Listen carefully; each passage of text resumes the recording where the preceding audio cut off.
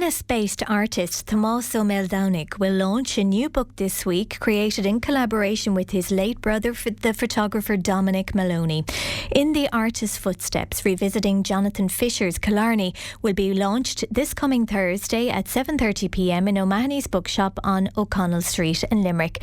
Well, for more on this and the detail on what inspired this latest publication, let's speak now to Tomás O'Maoldomhnaigh. Good morning to you. Good morning, Sally Ann. How are you doing? Very well, and thanks so much, Tomás, for joining us on the show.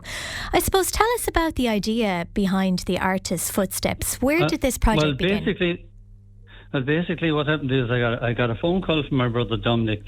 Previously, we had collaborated in another book called Discover Limerick, which did reasonably well a number of years ago, and he had been watching a program, a TV program, while he was sitting in the kitchen having his cup of tea, and it was called Ireland's Historic Gardens, and in that it referred to the gardens in Killarney, and up came some images by this artist Jonathan Fisher, who he had never heard of before, and there was a number of prints of Killarney. So he did a bit of further investigation and discovered, Google searches, that there was about a half a dozen images around the place in different auctions, basically, and they were selling for maybe between 800 and 2,000, and there was apparently a full book was selling for 7,000, which is way beyond our interest, and even that was missing pages. So he came up with this idea that he knew Killarney fairly well, and I had been to Killarney lots of times, that why don't we come up with this idea of revisiting where Jonathan Fisher placed his easel when he was doing his paintings of different parts of Killarney. So, which all sounds very well, except that when you start looking for them, there's about 6 or 7 of them which are fairly straightforward, as in like Ross Castle or Tork Waterfall that everybody knows. But then there was these other ones like the Smelting House in Derrycunnahy and all this kind of thing, and views of the Esnamucky waterfall, but when you go looking for that, you can't find it. So we had to go searching for that. So that's where our adventure started. He came up with this idea. I initially wasn't in the least bit interested, because all I could see was the amount of work involved. And he lived in Limerick and I live in Ennis. I'm over 35 years in Ennis at this stage.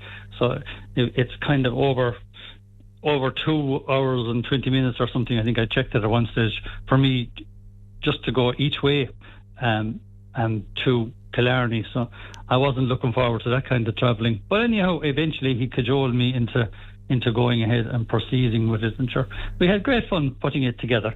And we eventually managed to find all the places that were referenced in Mr. Fisher's paintings, Jonathan Fisher's paintings.